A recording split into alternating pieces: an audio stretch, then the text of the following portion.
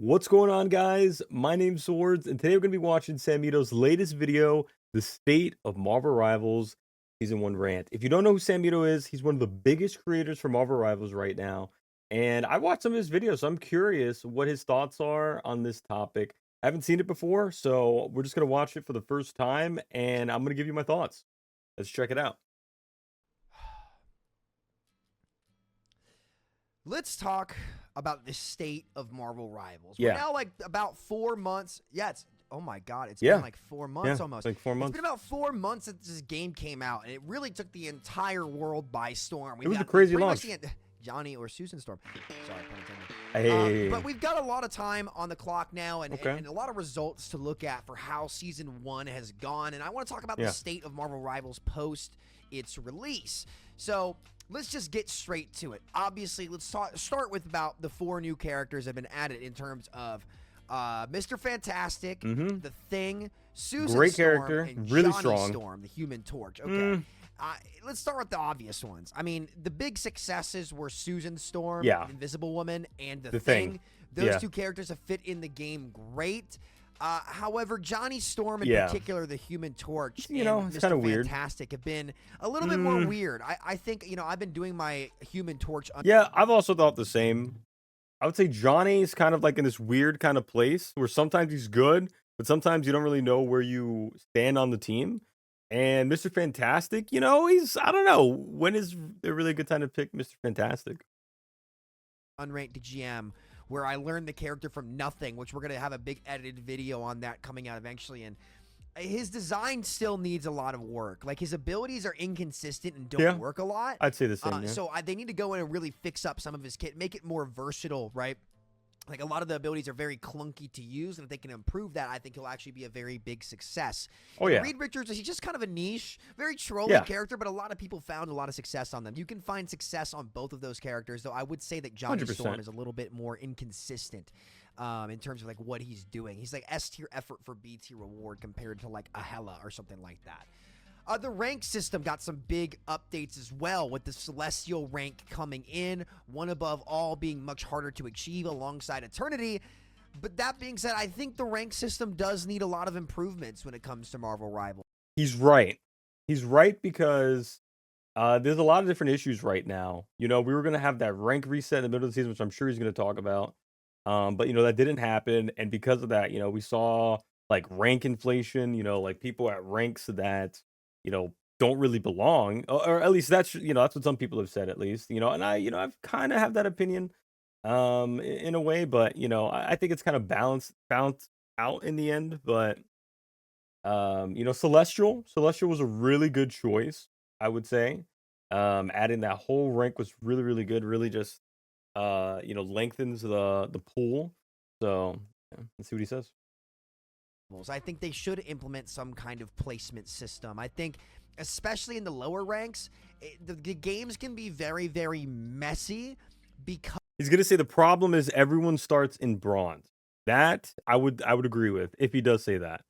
Yeah, placement would be way better, and it would probably make the rank distribution much more balanced. I would say, because, again, if everyone's putting bronze, you're having players climb who have like 40% win rates a lot of the time. They're still able to climb. Like, that system should be improved on as time goes on.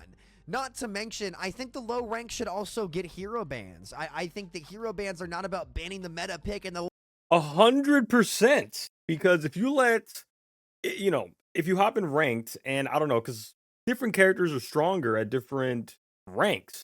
Like I don't know. Scarlet Witch might be really, really good pick in, like, low elo, right? So just ban Scarlet Witch, let players choose the games that they want to play in, So I agree with that. Low rank players aren't good enough to actually play the meta and do whatever. No, I think hero bans are about curating your own personal experience. Exactly. Yes. Control over your environment, especially with a game that's going to have so many characters coming into it. I think that the low ranks would definitely benefit from hero bans if they were to come out. Oh, they would. I think hero bans should 100% be implemented into Marvel Rivals for all ranks and all players, to let players curate their experience and work with their teammates more to get wins in competitive. Yeah, I agree. Let's get to the patch, man. And I'm just going to be honest. I'm surprised a lot of people aren't talking about this, but I think season 1, especially the first part of season 1, was a massive downgrade. Just to be honest with you, the cloak and dagger buffs kind of broke the game. Susan Storm being implemented made a lot of sustaining. Okay. You know, I know he's cooking. I'm gonna let him cook. My early opinion is I thought the cloak and dagger buffs were actually I thought it was actually pretty good. Because I mean, Luna Mantis was extremely strong in season 0, and they were basically the go-to. Cloak kind of, people hadn't really figured her out quite yet. But those buffs really put her on par with those characters, I would say. So, yeah, I mean, but let's see what he says. Triple support comps be incredibly strong when supports in this game are already insanely powerful. And I don't even want to just say supports. Like, most characters in this game are insanely powerful. Like, there's a lot of abilities on characters like Star-Lord or different things like that, invincibility frames that you wouldn't see in other Yeah, games like I don't like Overwatch, that right? on Where Star-Lord. I guess you have like May's ice block and different things like that, but Star-Lord can quickly flip, dodge and ult and get invulnerable and immediately reload and be doing his damage again. Like, that's something that you Yeah. That to me needs to be changed. That's crazy. Star-Lord gets so much value for free a lot of the time because of those invincibility frames. Yeah. And he could do damage while doing that. That's really strong. don't really see a lot. Hela has her bird as well, which is like I want to say a more powerful version of like Sojourn Slide, but you can predict where she's going to come out of her bird. So, Yeah. 50-50 on that. But, the support buffs really missed the mark. Like, it broke the game for the first half of the season, right? And to be honest, I think they kind of missed the mark with Invisible Woman's design too. I think her ult would have been a lot cooler if it was some sort of healing reduction or healing mitigator that you could put down that it slightly healed your team as well, but anybody inside it got reduced healing. I think the game would have benefited a lot from that. Instead, it feels like a lot of the support ults in the game are just live forever K-pop stall on point for 12 seconds, and you can't do a goddamn thing about it. Though I will say the Mantis nerfs, I think, were the biggest thing that were a big success from Season 0. Yeah, I would say that. Yeah, I mean, I can see where he's coming from. Where a lot of the support ultimates is basically like live forever, just stand here and survive. Yeah, I mean, I could see that. I mean, I could see where he's coming from. Where wanting something different from Invisible Woman's ult. I don't think her ult is bad for the game. I think, I do think we need something with like anti-heal, or like healing reduction to, I guess push support strength just a little bit back. Uh, that makes sense. The devs are working on characters seasons ahead. Who knows what they got planned. 0 to Season 1, it definitely got brought her way more in line. But to be honest, like, the state of supports in Season 1 was not very good. Just like, I'm gonna be blunt, and like, I'm not saying the game is terrible or anything like that, but you guys know who I am as a creator. I call it for what it is. Like, that clearly was way too much, and it made the game pretty unfun for quite a bit. Like, I actually ended up taking a break from Season 1 just because the sustain meta was really, really boring, and it felt like healing was too much. Now, post-season 1.5, right, where they introduced Johnny Storm and a lot of these things, they did tune it back down. Cloak and Dagger got some nerfs, but again, it should have been week 2 that she got nerfed. Like, it's crazy that it took them that long to nerf them. And I think Sue got reined in a little. Maybe I'm mistaken. I think a lot of the support ult build rates, like Luna Snow, it's crazy to think her ult built as fast as it did. Luna's build rate got nerfed, which I actually think Luna's probably in a much more decent spot right now. So No, she is. She is. Luna is nowhere near as strong as she used to be. They've definitely dialed her back a bit. She was like S tier, which I mean she still is S tier, but I mean now you can like swap her out sometimes. But yeah, as far as what he's saying about with the patch notes and him saying they took too long to like tweak some stuff. I mean it's been a pretty long season. I think I know they did one big mid-season balance patch, but they've also done like some hot fixes here and there, with like some balance changes, like the Susan, no, sorry, the Cloak and Dagger changes, the Human Torch changes. So they are tweaking the game here and there. They're not like letting things cook way too long. I think but that's just my opinion. So, in terms of Season 1, like, it was worse than Season 0, just to be honest. Like, Season 1, Part 1 was undoubtedly worse than Season 0 in my mind. Then we go to Season 1.5, where I will say Season 0 did feel probably a little bit better than the first half of Season 1, though, I would say. I don't know what it was. I don't know if it's because the game was just new, people were trying to figure it out, but yeah, I would agree with You that. get the Thing and Johnny Storm. I think the Thing was the biggest success that they've had this season. The Thing is awesome. I like seeing him in my games. He looks fun to play. He's not oppressive to play against. He's Yeah, got his downsides, and he's a great brawler. I yeah. think the Thing was a massive win for the NetEase team, and it's crazy when you're putting all these characters in the game. There's no way you're going to get And the thing works because we needed some sort of counter dive for the game, like a tank that can peel, a tank that can just shut down dive heroes, and you know the thing worked pretty well. them all right. Human Torch, though, needs a lot of Yeah, work. He he needs a does. lot of work, He man. does. He Like I've absolutely been playing does. him a lot.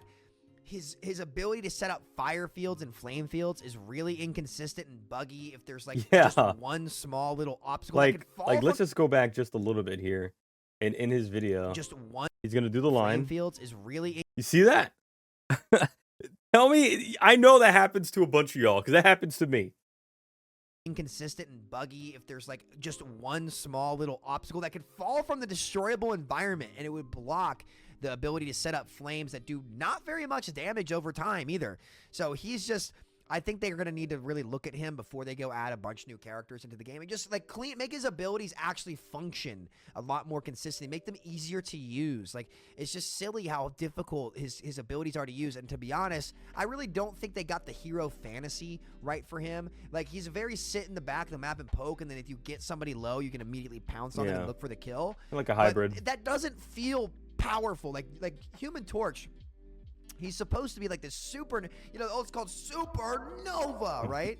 But he feels like, a little match in the sky when you're just like tickling people from range. And his shotgun shells, the range shotgun is a weird choice, but it's cool, I guess. It can do damage to hit the headshots, but it's more so his actual abilities that don't feel like they land or like have a lot of freedom of Yeah, use. it's kind Like of his pounce weird. doesn't have great freedom of use. It's like it's very inconsistent to like actually get it to proc and go where you want it to. I think that ability could use a lot of work. But aside from that, Like with the pounce, like imagine if you could see like an indicator of where you'll land with the pounce. You know how much more helpful that would be? Little things like that would help out. I think, in terms of the season 1.5 patch, overall, it was a better direction. But like, I don't like to give props when you clean up a mess you make. It's like, that's what the expectation should have been. Like, Cloak and Dagger shouldn't have been doing what they were doing. Susan Storm and the support ult shouldn't have been doing what they were doing. And to be honest, like, I still think the season 0 patch was better because for me at least, you could ban the 4 annoying heroes and Hela, Hawkeye, and Hulk. Right, but now the bans. To be fair, have opened up quite a bit as they've Yeah. truly Oh, they created the have. game. The bands But 100% have. yeah, so moving on past like the balance of things and the hero release, which I probably give overall an 8 out of 10. I would say it would be an 8.5, 9 if they had not fucked up. The first part of the season was like a 6. It was not fun. Just to be honest, like they needed to do better than that with Cloak and Dagger. Just a big mistake in my opinion. But now, okay, moving on past that, right? Let's talk about like the new maps that they added and kind of like what's going on with that.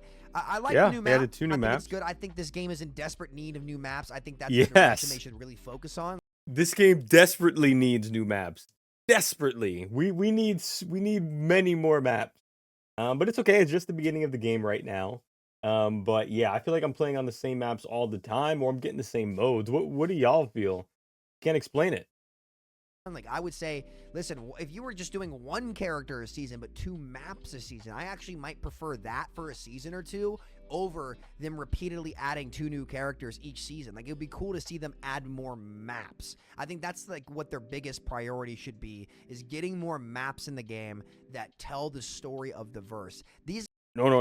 I don't agree with that 100%. Yes, I want more maps, but keep the heroes coming. Keep them coming. I want more heroes in this game. I want more diversity. Because I mean, like a new hero could come out and, maybe you don't play that role. Maybe, like strategist drops. I mean, yeah, that's going to be great for a lot of strategist players. I know it changes the game. I know adding one new character to the game can change it in such a dynamic way, completely. But at the same time, adding more diversity, it gives something fresh for everybody, for everyone to learn something new. You know, odds are if two new characters are coming out a season, they're probably on two different roles, I would imagine. But yeah, I mean, but I see where he's coming from. You know, like put some resources out of hero development into map development. Only time will tell how it goes. But yeah, I mean, there is a problem there. We do need more maps.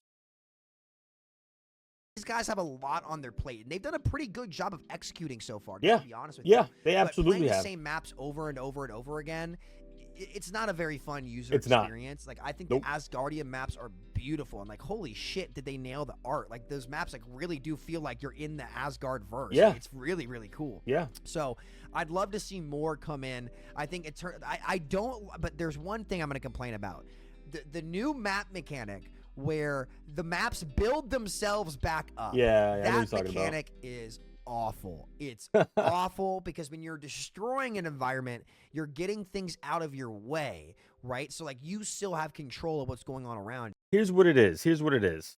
It needs to be more predictable when it's going to happen.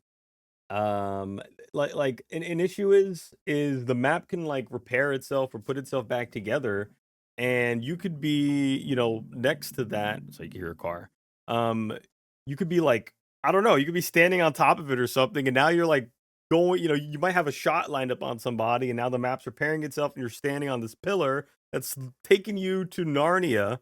You know, like it needs to be a bit more predictable, or at least some sort of feedback system to help you navigate around it in ways that you know, is more user friendly. I suppose there is a problem there, though. I definitely do agree. Yeah. You. But when the map pulls everybody up and there's all this crazy shit going on, like you can easily get pulled up with it, and it's just not a good mechanic. It'll stop you. It's really buggy depending on where you are, and a lot of the times it can kind of get in the way of players. So I get why they try it. It is something interesting to see, especially if you have the ability to do destructible or rebuildable environments. But I think the environment should stick solely to being destructible. I don't think that they're actually good. I wouldn't be against that. when I they would not can be pull against you that. back in, because I've seen so many clips of people getting stuck, and it's like, well, I don't know if I like this, right? And the answer is that I don't. So I think that the destructible environment, or the rebuildable environments on the Central Park and Midtown should just go away. Just have them be built already, or have them be able to be destroyed. And I think that you're probably fine on that. I'd be fine with I'm that. just Yeah. not a huge I fan would be. of that mechanic really at all. Now Yeah. there's Marvel Rivals esports, boys. And let me tell you, I actually think that this is awesome. I think the esports scene for Rivals is really cool. I've got a ton of friends playing, people, you know, who have made their journey throughout Overwatch esports and done well. Some new names popping up, some old names like finally getting their shot in the main esport, like Aramori, who's like, you know, a lot of people. I'm gonna rant for a second, and this is. Here we go. He's gonna cook. This is off-brand for me, I guess, from what people, I guess, perceive me as.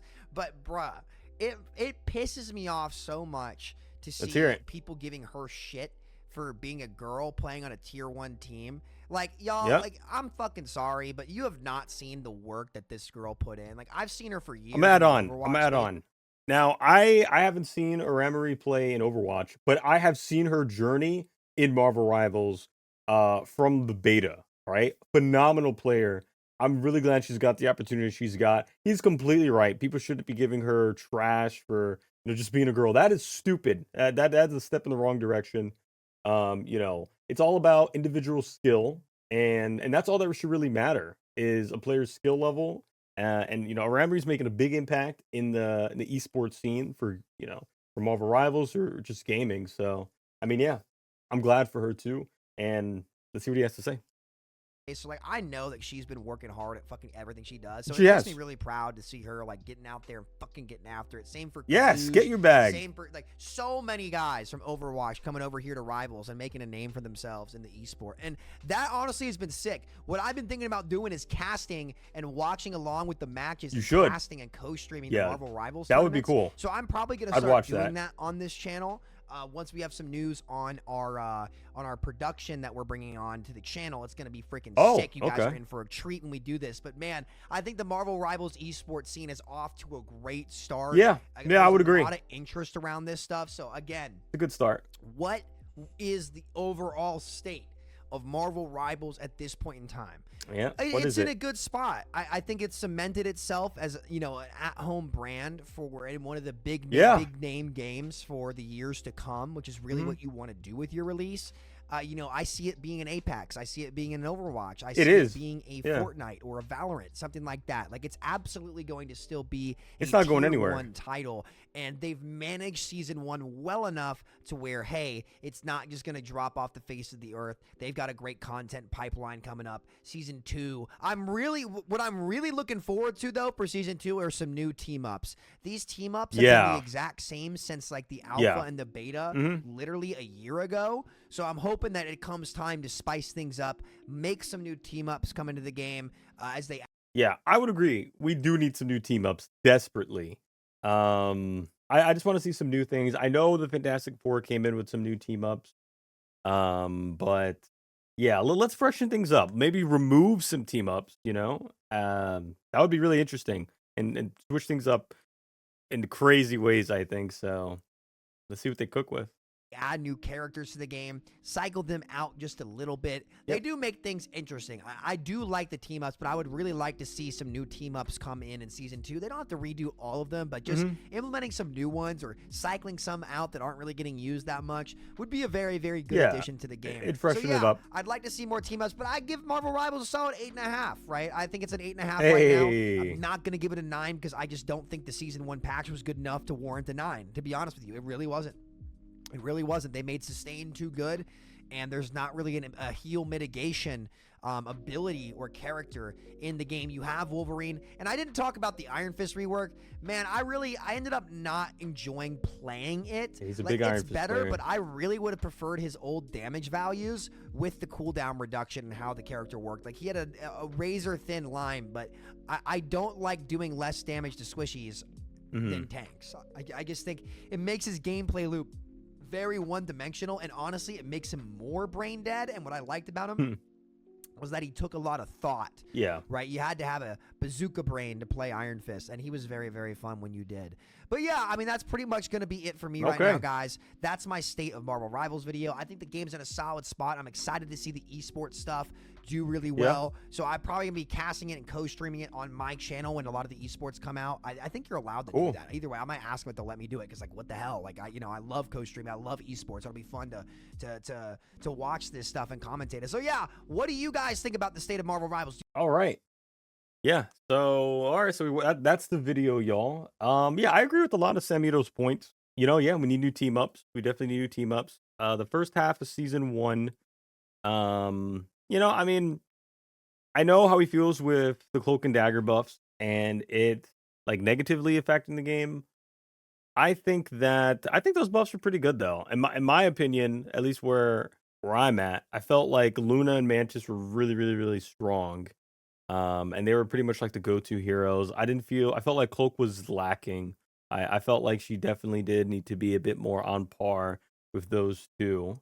I guess like tweaking Luna also helped a bit. It kind of dialing her back, really, made things even for the support. I know they just kept buffing Cloak though, later on. As far as like the patch notes, balance changes, I don't feel like they took incredibly long. I mean, we got a mid-season patch.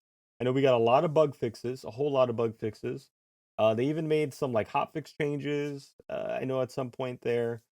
It's been a long season, so I can't recall every single patch note. What else did he say was a problem? Maps. Yeah, we definitely need more maps. 100%.